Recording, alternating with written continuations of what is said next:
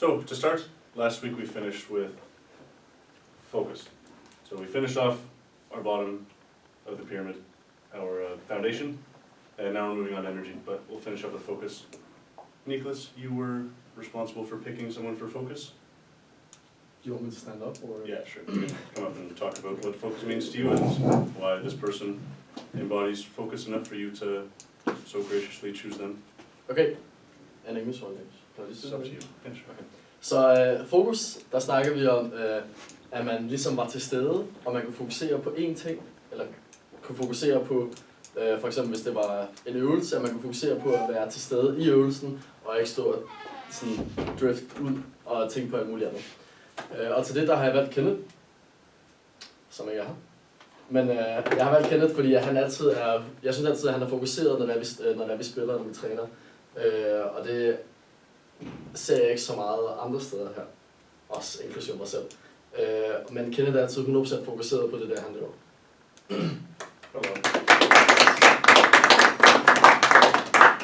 Do I need to write it? Yeah, sure. Yeah. I mean, I'm going to screen. yeah, perfect. That is when it's only a ritual, because this won't be a ritual. The motherboard resides in my home. Okay, so now we'll talk about energy. What energy means to you, what I think about energy, and when I give these, I really struggle with being on a straight line. I jump all over the place, and I hope that I can tie it all back together in the end for you guys. So, if at any point you lose focus, you might be wondering, why did I lose focus when he was talking about baboons, for example, and regain focus when he's talking about World War II. So, I apologize for that. I will try to tie everything together in the end. I just struggle with keeping on the straight and narrow. I like to hyperlink all of my concepts together and tie them together in one big knot at the end. Another thing that'll help me is I am not as good at going freelance, just talking about things. I tend to mumble a lot and maybe I say a little bit too much and like. But if you guys have questions at any point, and especially at the end, please ask questions. You don't need to take notes while we're doing this. I would actually prefer that you don't. I think that it's better to learn by just listening and engaging. And then obviously it's always available online, we're filming these. And so you can always go back if there was something that you found interesting or something that you lost focus on that you'd like to revisit, where you can go back, look at that, and then maybe take notes if you want to, and then ask me again tomorrow or Thursday or Friday. So, if you guys have questions, try to remember them. You can maybe jot them down really quick, and then at the end, we can talk about them and open it more up to you guys as well. So we'll start off with you guys talking about what you think of energy. What does energy mean to you in not only the context of volleyball, but I hope life as well? Yeah, well, I use energy it's my motivation, so I make my habits from energy, so when I'm tired I can fall back on that and actually work on a thing for doing like schoolwork or volleyball or just training, even when I'm not motivated and very tired. Yeah.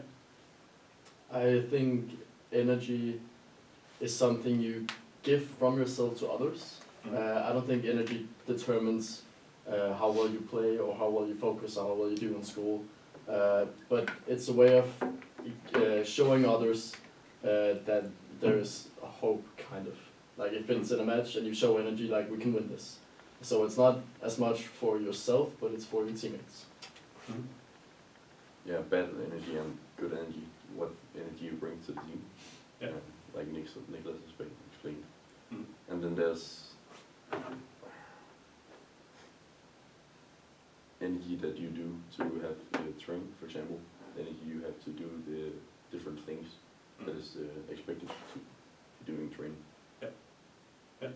Rasmus? I'd say, especially in volleyball, there's like two types of energy, like the individual energy that the individual person has, and then the team energy, team spirit or whatever, which everyone on the team contributes to, and for the team to have a good energy, everybody needs to contribute with their own good energy. Mm-hmm. Anything from you guys? I think there's like physical and mental energy.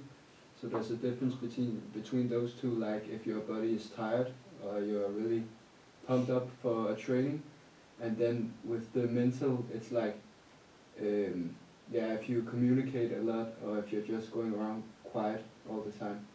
So yeah, there could be like low energy versus high energy.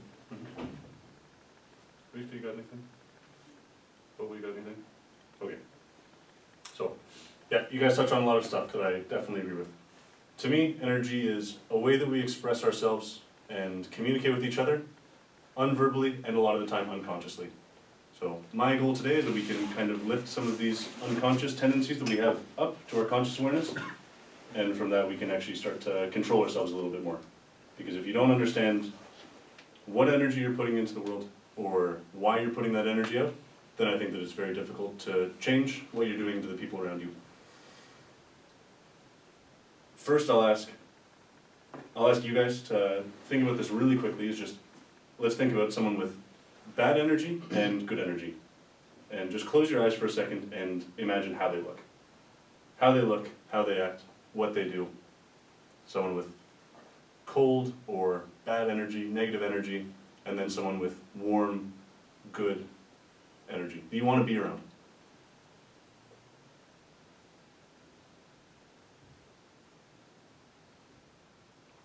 Okay, so what's the difference? What does someone with good energy feel like? What do they look like? How are they acting? Yeah? More open and happy. Mm-hmm. It was hard for me to find a person that has good energy. I feel like I only see the bad energy if someone does that. Mm-hmm. I know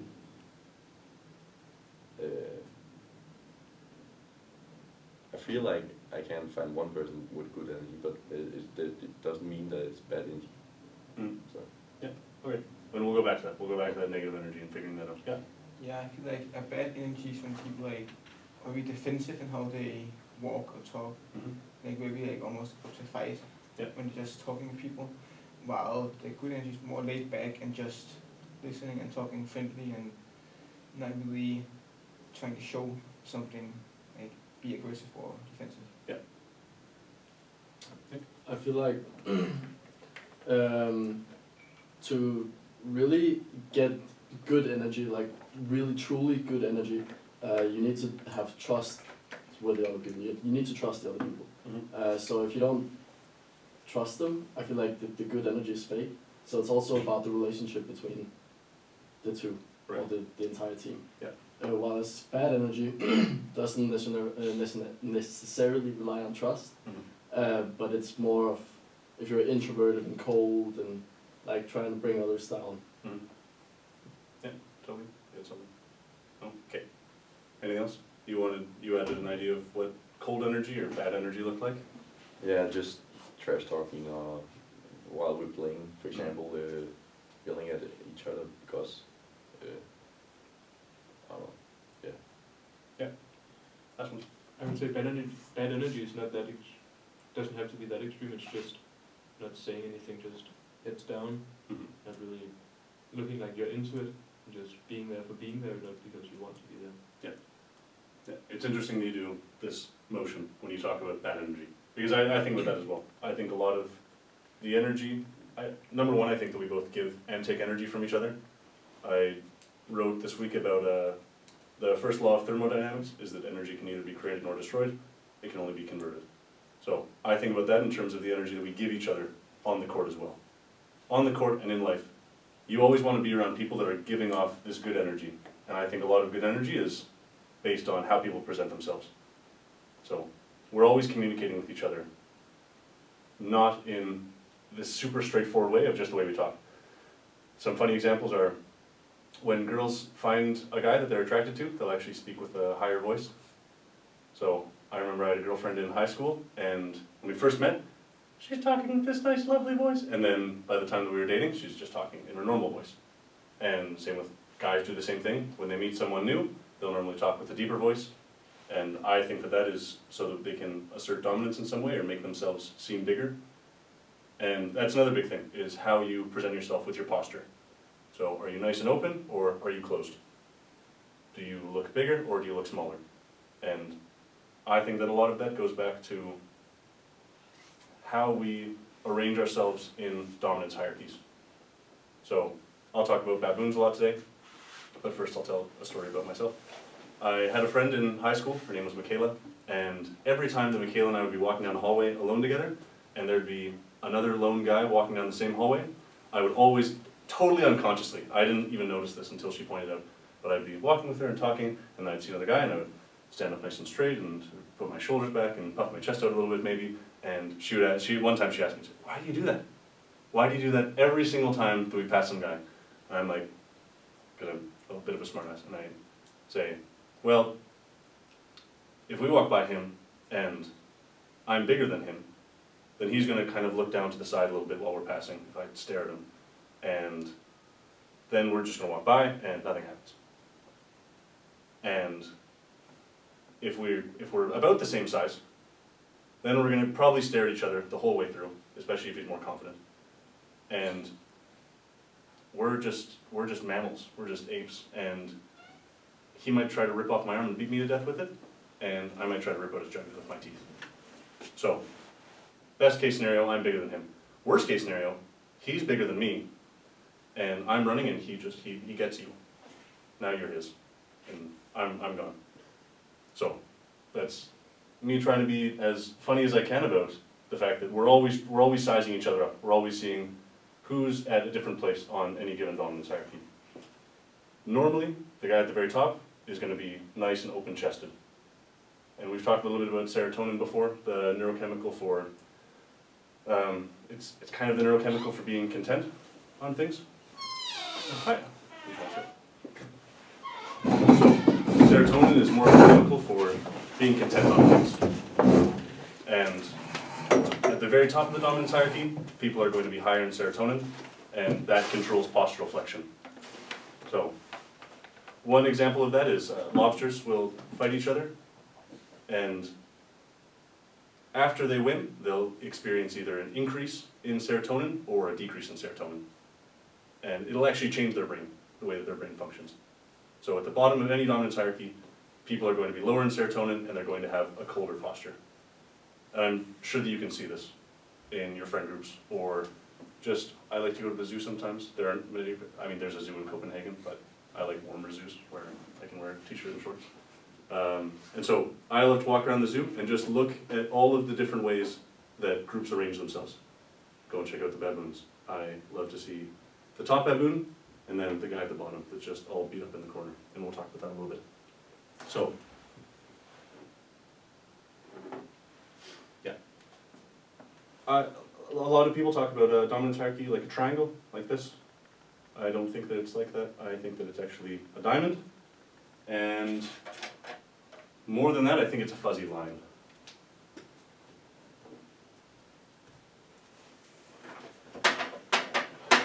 Oh no, Niklas. No way. Oh, you thrown in Marcus. No, I. Ej, der er et sted. How was I supposed to know? Read. True. No, no, it's Det er fine. den eneste, der sidder stille. Jeg tror, den var speciel. Du ville være speciel, hva'? Kind of. Okay, so I think that the dominance hierarchy actually kind of works like, oh, that's a little bit too much. Like that, and then like that. I think that it broadens out in the middle, and that's where the majority of people will lie. Kind of, you get to live, and the guy at the top might beat you up every now and then, but you can always beat this guy. And at the same time, I think that it's a little bit like a blurry line. So, by that I mean, I really know where this end is. I really know where that is. That's pretty certain. And this is pretty certain. But everything else is a little bit fuzzy. So, say I have my guy at the top, and again, you'll see this in volleyball teams, where you'll have the guy. Everyone knows who the guy is. You look at the Liga team, who's the guy? Randy. Randy. Randy's the guy. If we need to make a sub in the Liga game, Randy's probably not the first guy coming out. But down here, maybe 1 and 2 are a little bit closer together. And even 3 and maybe 4, they're pretty close. So the guy's not doing so well, or it's tough to take the guy out if he's not doing well. But number 1's not over, sorry, this is bad. Number 2, 3, 4. Let's say number 2 is doing bad. Okay, the difference between 2 and 1 is a lot bigger than the difference between 2 and 3. So you can swap 2 and 3 pretty interchangeably. 2's not having a good day? Okay, put 3 in. And 3's probably going to do a similar job to what 2 could do on a good day. So, these are kind of close. Everyone's a little bit closer the further down you get. But then you also know, where that guy is. You know who's the very bottom. We won't talk about the very bottom. So, everyone knows who the top is, and everyone knows who the bottom is. And I'd like to talk a little bit about how baboons will actually pass on energy. Like I was talking about with the law of thermodynamics, energy isn't just given to someone else and then eliminated there. It can be, but I'd like to talk about how baboons don't do that. So, say number 1's having a bad day. He goes for a hunt and gets roughed up by, I don't know, a bird. And he misses out on a kill, and he's hungry, and he gets rejected by a female for sex. Baboons, by the way, the males can climb a dominance hierarchy, but females cannot. Females are born into their role. So it's a matriarchal on the female side, where whoever your mother was, you now receive their position in the dominance hierarchy. It doesn't matter what your qualifications are, or merit. So, number 1's having a bad day. And he's all stressed out. And then he stubs his toe, and 2, 3, and let's say 5, kind of laughing a little bit. And he gets upset. And so he looks at 2 and 3, and he's like, I'm having a bad day. And what'll tend to happen in any aggressive dominance hierarchy, I'm sure that baboons aren't completely aggressive and humans aren't a perfect metaphor for baboons. I'd probably go to chimps, but there's always a caveat. We could say bonobos are a good caveat to chimps, because chimps are more aggressive and bonobos are more loving. Free love. But we'll keep using baboons. I'll try not to ramble. Okay, so number 1 is having a bad day. He stubs his toe. Number 2 and 3 and 5 are laughing at him. He sees 2 and goes, I'm having a bad day. That guy might whip my butt and take my position if I try to fight him. Same with 3. 3's a little bit too close. But he looks at 5 and goes, oh, I'm going to pass off my stress to this guy. He's not thinking that, but he sees this guy and he goes, come here. Walks over to him, just gives him a nice slap. And then he feels instantly better. The reason that that happens, so we'll talk a little bit about the neuroscience of it. What happens is, baboon number 1 is stressed. What stress is a hormone called cortisol, and that activates your sympathetic nervous system. Your sympathetic nervous system is what gets activated for fight or flight response. That is your sympathetic nervous system. So, what's going to happen is you're going to experience stress, you're going to breathe a little bit heavier, your heart's going to beat a little bit faster, you're trying to get oxygen everywhere into your body as much as you can, your pupils are going to dilate, you're going to start sweating, and that's gearing you up to run away or fight to the death. A way that you can avoid that is breathing. If you can learn to control your parasympathetic nervous system, well, you can learn to control your parasympathetic nervous system by learning how to breathe. So, yeah, what happens is he comes over, smacks the crap out of him, and then he gets an influx of dopamine. And what dopamine is a feel-good drug. It's a reward-seeking behavior drug. So, I'd say the best example is cocaine. Cocaine binds directly to the dopamine receptor sites. Same thing with cigarettes, nicotine. People who smoke, dopamine. Chocolate, dopamine. Sex, dopamine. Cocaine, dopamine. All the feel goods are reward-seeking behavior, and that releases dopamine. So he smacks number 5, and dopamine gets released, and dopamine actually cuts through his cortisol. Because normally in the world, what will happen is you'll be in a stressful situation. Stress or anxiety is your body telling you that you have to change that situation. You have to get out of that somehow. So what happens is you go and seek a reward. Once you get that reward, it releases dopamine, and that's going to cut through your cortisol. Now, I have a kind of funny story about the breathing thing, because like I said, if you learn how to breathe, you learn how to reduce your stress. You learn how to control that. You can learn to stop the stress right here rather than passing it on to this guy. So I was traveling through Southeast Asia, and I was in this place called Lao. I think it was Vang Vieng was the city that we were in. Totally butchered that. I do not speak Laotian. So I was traveling with the girl, and it was the evening, and we went to this place called the Blue Lagoon, and it's supposed to be this really nice area. And we get there, and it's full of tourists. Okay, I'm a tourist, but it was full of other people who I would consider tourists. And so there's this cave, and we kind of go, okay, let's go see this cave. And this cave is up a 70% slope. We're basically climbing a ladder to get there. And so we climb up like 100 meters, and we walk in, and it's this massive, huge, beautiful cave. Nobody's in there. Like, whoa, this is cool. So 250 meters to the back. So we start going around. I'm wearing flip-flops for some reason. And we do not have cave spelunking is what it's called when you go cave exploring. We do not have spelunking here. No flashlights, no gear, flip-flops. She's wearing shoes because she's smart. I didn't expect to explore a cave. And of course there's a warning sign, but I've seen a lot of warning signs just coming from Canada, and I go, oh yeah, that's fine, whatever. So we go in, and don't heed any warnings. We're walking through, and there are just these 10-meter drops, 20-meter drops, just all over the place, just these crevasses. And we kind of go around, we're getting all the way almost to the end, and then the sun starts setting, and the cave just turns this beautiful golden, yellow, orange color. Wow, this is amazing, this is great. So we hang out there for a little bit, and then the sun gets a little bit lower and lower and lower and lower, and it starts getting dark, and I realize we don't have shadows anymore, because the light's coming from all over the place, but it's not coming directly from the sun. And this place is so dark that there are bugs without eyes. So there are a bunch of bugs, and like, oh, these are so cool, because they just have half-meter long antennae sticking out of their head. You kind of walk over, and like, oh, look at that, and you poke one, and it flies up, and then boom, bat comes out of nowhere, and snacks on this bug. I'm like, oh, this is a pretty cool place. And then, so then we keep hanging out, and then, okay, we should start heading back. It's getting a little bit dark. And it's getting darker. And it's getting darker. And we can't really see where we're going anymore. And so I check my phone to see if I have a flashlight, and I'm at 3%. And I ask her, what's your phone at? Oh, my phone just died. Oh, okay. Okay. We're gonna be fine. So we keep going, and then I realize that she has cued in on the fact that we're in grave danger. I don't know if you guys have ever slept on a cave floor before, especially when it's damp. I have not, thankfully, but I know that in prison, people will commit suicide by sleeping naked on concrete floors because it gets so cold, and they'll become hypothermic and die. So, I'm sitting in this cave thinking, this isn't good.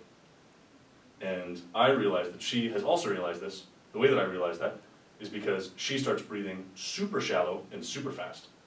Her breath turns into just this. Like, she's hyperventilating. And we're walking, I go, Maria, I grab her by the hands.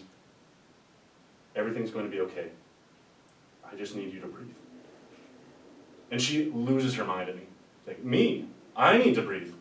I can hear your heart beating through your chest. And I'm like, oh, I can also hear my heart beating. That's not good. So, what happened was that both of us had the same response to it. Both of us realized what was happening, and we started to panic. That was just a natural physiological change that happened inside of us. It activated our parasympathetic nervous system. Our hearts started going off the chain. We started breathing really heavily, and we're both freaking out.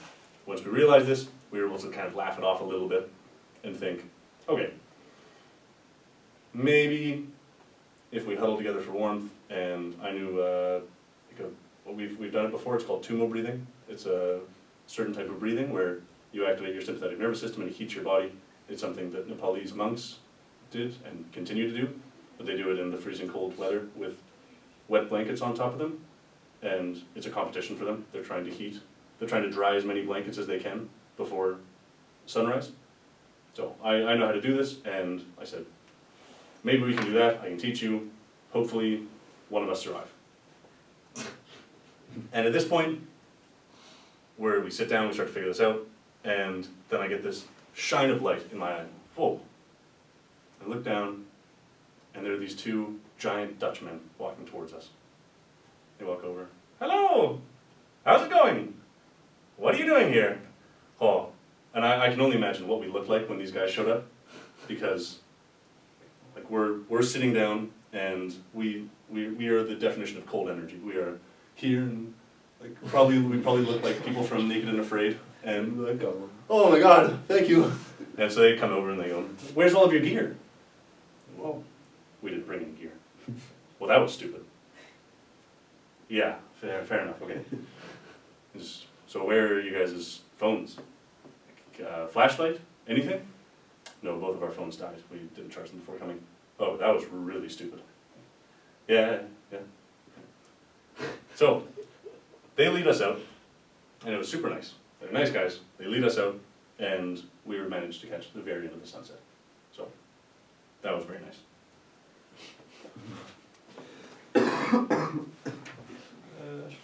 Yes.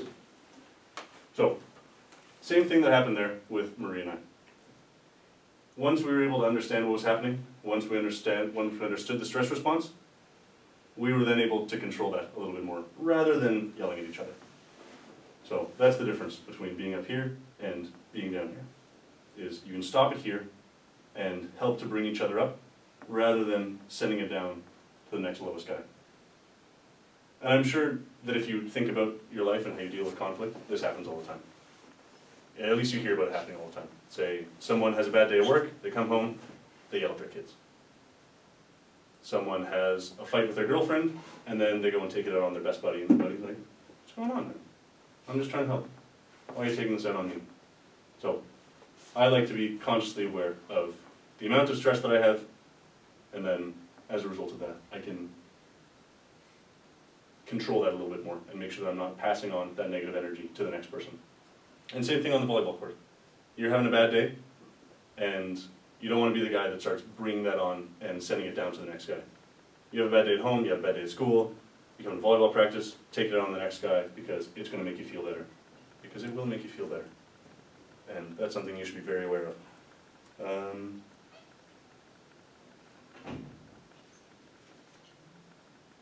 Yeah, okay. If we come to practice time, I'm a little bit sorry. I think that this is, number one, cool, and number two, important. So I think I'm willing to give up some practice time for this. And I think something you guys would be interested in is this is how women select sexually. So the way that a woman selects a partner is basically all of the guys get together and form a group. And within that group, they perform a bunch of actions, and with those actions, they are consistently voting for each other. Hi. So what happens is guys are constantly voting for each other to see who is the top of the dominance hierarchy, or just a group. I would say that the most archetypal example of this is the quarterback captain dating the hot cheerleader in all sports movies. Always happens, always a thing. And what that is the group gets together, decides who the best one of them is, and then a girl will come along and say, "I picked that one because everyone else decided for me that that's the best guy." Yeah, I think that's just super valuable information to as a young guy. I was a part of a group of really dumb guys in high school, and the way that we attained status was by doing dumb things. So that's normally how young men will select their leader, is whoever can do the dumbest thing. I'm trying to think of, I know there are Disney movies that talk about this all the time. Not talk about it, but it's just a theme in Disney movies. It's kind of like Peter Pan and the Lost Boys. You know?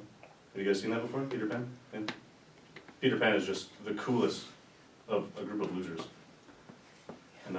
And same with Simone, Pumbaa, and Simba, thank you. Yeah. It's the exact same thing, right? It's just three complete idiots with no responsibility, and the coolest of those three idiots gets to be the leader. And then hopefully you find a girlfriend and she teaches you that you're an idiot, and then you graduate from idiocy, and your friends also do that. But yeah, we actually called it beauty status when we were young. It's like, oh, that guy's a beauty. That guy's a purebred beauty. If someone was a purebred beauty, you really knew that he was a good guy. So we call it beauty status, and there's not much to do in Canada except for be cold. So we would do things like jumping off of a 6-meter cliff into a snowbank, or show up to school in, I wore slippers and t-shirts in the middle of winter because I thought that that was a cool thing to do. Yeah, that guy's always one step from death because he's a little bit dumber than everyone else, at least, especially when you're young. Okay.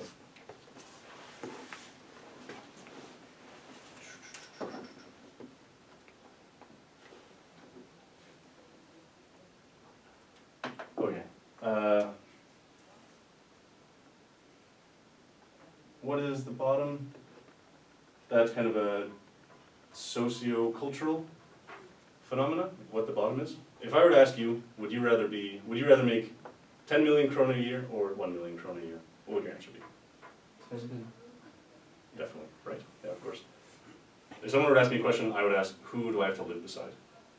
Because if you're making 10 million krona a year, and you're surrounded by a bunch of people making 100 million krona a year, you're going to have a worse health outcome than if you were to make 1 million and you're surrounded by people making 200,000. The reason that is because these hierarchies are relative. So, if you're at the bottom of a hierarchy, then you're going to have just a worse health experience. It's something called allostatic load. It's when your allostatic load. It's when your fight or flight response is overly activated for an extended period of time. And what happens is that cortisol that we talked about earlier, it turns to poison, essentially, and starts to put everything into overdrive and degrade your body over time. It'd be like if you tried to run a car on jet fuel instead of regular gasoline. It'll burn great for a little while, and then it's going to burn out a lot faster. So what you want is to not be at the bottom. And ideally, if you're at the top, you're bringing people up with you consistently. And that's how strong a group is, really. If your group is strong, it means that you have people at the top bringing up the people below them are bringing up the people below them, and everyone's changing positions all the time. That is what I call progress. That is what I call a healthy group, a healthy civilization. Yeah. But why do that if the guy at the top can make so much more money than everybody else? Like that's what I view. That's what I view happens in the real world. Mhm. So a guy uses all the other guys to just make himself more wealthy. But ideally, that top guy's bringing people with him. So, Yeah, ideally. But yeah, of course. What you're talking about is a zero-sum game, where there's a very finite amount of resources, and it has to be shared within everyone, and so you might as well just take everything that you can, because the next guy's gonna try to take everything that he can. Actually, hens work that way. So, if you take, and all the time that we're using agriculture, we're always trying to have, say you're herding cattle. You always want to have a bigger cattle than last time. Same thing with hens. If you have a bunch of hens laying eggs, you always want the hen that will lay the most eggs. So you get a group of hens, you take the one that lays the most eggs, and you take, say, 10 groups of those. You take all 10 hens that are laying the most eggs, and you put them all together. What you'll find is they'll have the same curve as all of the other groups had. So all these top layers get put together, and they lay the same as the average of all the other groups. What's happening is that the top hen will bully the next hen, will bully the next hen, will bully the next hen, and stress them into the point where they can't lay as many eggs anymore. So, yeah, that's why we don't have super laying hens. It's because they'll all bully each other. Yeah. And the goal is that humans don't do that. And I know what you're thinking. Okay, these are monkeys, these are hens. Humans would never do that. Humans aren't barbaric. And I call that maybe we could call it the ignorance of human barbarity. Humans are horrible to each other. I'm not sure if you guys have seen this or heard any of this and thought, every now and then I'll go down to number 5 and just smack that guy. Or, yep, I know that guy at the bottom, and every now and then I'll give him a kick on the way out. Baboons are really brutal to the bottom, by the way. Even the girls will, even the female baboons, they'll bully the bottom guy just because it improves their own status, and it's just, they think it's kind of fun. Like I talked about, it releases dopamine. So even if the bottom baboon isn't doing anything, he's just hanging out. he sees a nice tree and thinks, nobody's over there. I'm gonna go sit by that tree. He goes over to that tree, lays down, and all the other baboons are just watching him. And then one of the baboons will go over and just chase him away. Just walk over, go flick him in the ear, go away, this is my tree, and then they'll leave the tree. Because all they want to do is mess with that guy. Humans, I would say, are a lot worse than baboons. I'm not sure how much you guys have learned about genocides in the world, or the details of them. I read a lot about them because they horrify me, and I think that it's nice to learn about things that horrify you. I'm just a masochist. So, above the gates of Auschwitz, does anyone know what it says? It says Abach macht frei. I don't speak German, and I barely speak Danish. It means work will set you free. And what the SS guards used to do was they would make Jews pick up a bag of sand, can't remember if it was a bag of sand or a bag of salt, 50 pounds, put it on their back, walk it to the other side of the complex, and I'm not talking a small complex, small village, small city kind of thing. Walk to the other side, and then walk it back. Just because. There were, another thing in World War II was, there was a police battalion called the 101st Police Battalion, and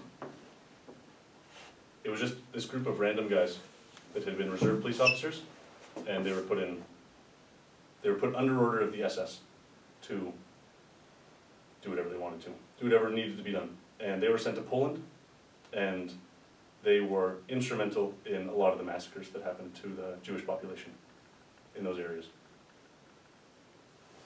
And they started off as just ordinary men. It's the title of the book, Ordinary Men. And everything that they did, they didn't want to do, but they felt as though they were responsible for the guy next to them. So the guy next to them was doing it, why would I make him go through that because he's gonna have to do it if I don't do it. So I have to do it for this guy. And by the end they were doing horrible, horrible things. Like digging 3-meter pits and corralling the population of towns into these pits to lay down on top of each other, and they would get gunned down. So, if you ever think baboons are brutal, humans are a lot worse. We have the potential for evil. Everyone has the potential for evil. And everyone has the potential for good. Do you guys remember we talked about Cain and Abel a few weeks ago with regard to sacrifice? Anyone remind me of that? Yeah, it was Abel, he was a farmer, and he gave his best cut of his best fruits and sacrificed it to God, while Cain took, he was a shepherd, he only took the best cut of his meat and gave it to God, and kept the best for himself. Yeah. And he didn't get rewarded as much as Abel, and then he killed him, because he was jealous. Right, nailed it.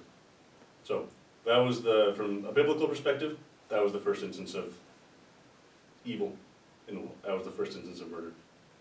And the translation in the Bible is that so God says to Cain, thou shalt walk the world and be nomadic, essentially.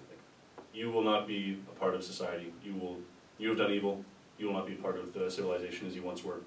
And there's this guy named John Steinbeck, and he wrote this book called East of Eden, and it's about people with the blood of Cain. And in this book, he breaks down the translation, and originally the Hebrew translation was thou mayest. So it's that God gives Cain an option, whether or not he chooses to do evil. So, I love that. I love that it's not this deterministic way of, you're going to do this. We all have a choice.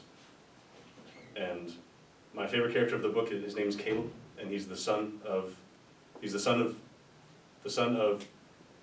Adam and Kate, and they both have the blood of Cain. So, Caleb also has the blood of Cain, but he's raised by another man, so he's raised to be good. And throughout the story, he is having an issue with being good versus being evil. because he feels the need to do evil, but he's always being good.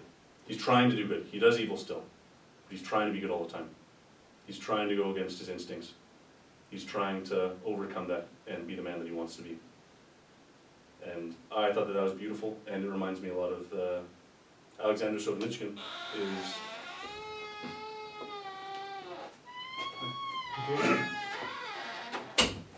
Alexander Solzhenitsyn, he wrote the Gulag Archipelago, and that's a story about essentially concentration camps of Soviet Russia during the end of World War II to the fall of the Soviet Union. I'm sure they passed that as well. And he said that the line of good and evil runs through the heart of all men.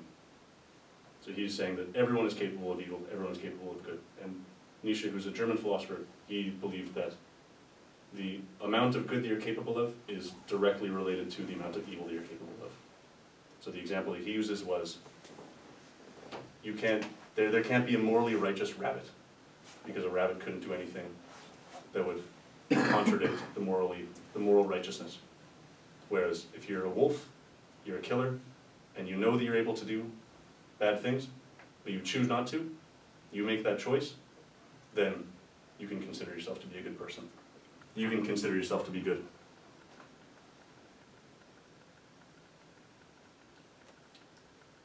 So, with regard to energy, I think that everyone has a choice. We all have a choice whether we want to do something that we know to be good or something that we know will not help our team. So we can choose whether we bring people up or bring people down.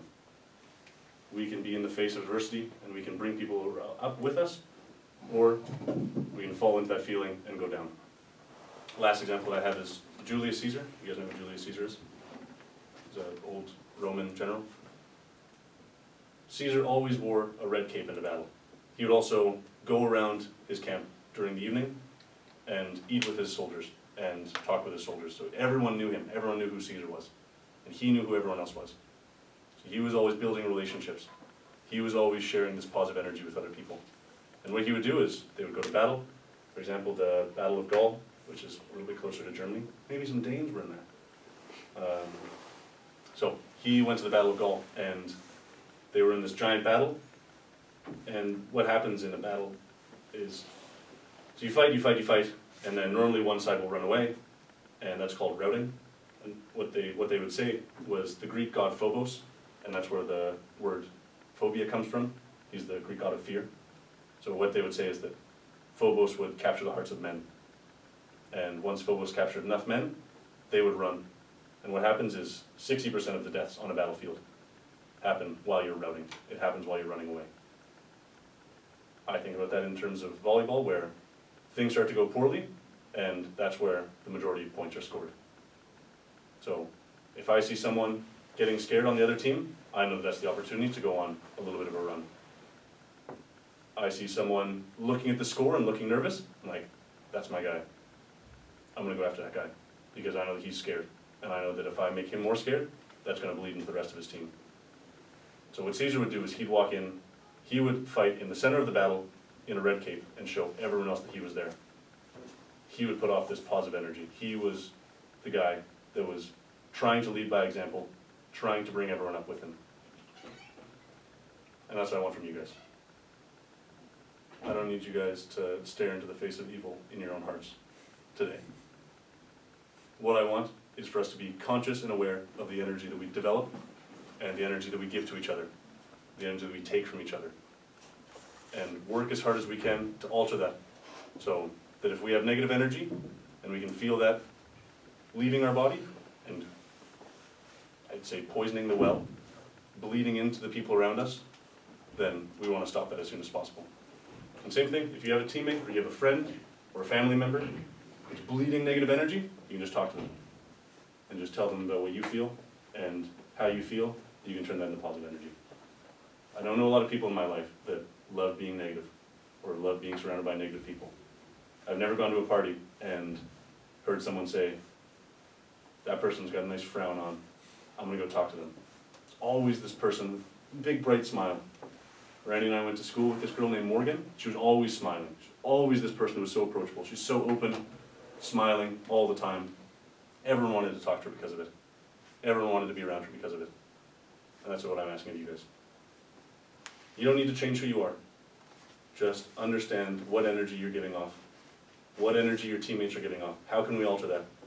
How can we best operate on the volleyball court as friends, as human beings, as family members? How can we best operate with the energy we have?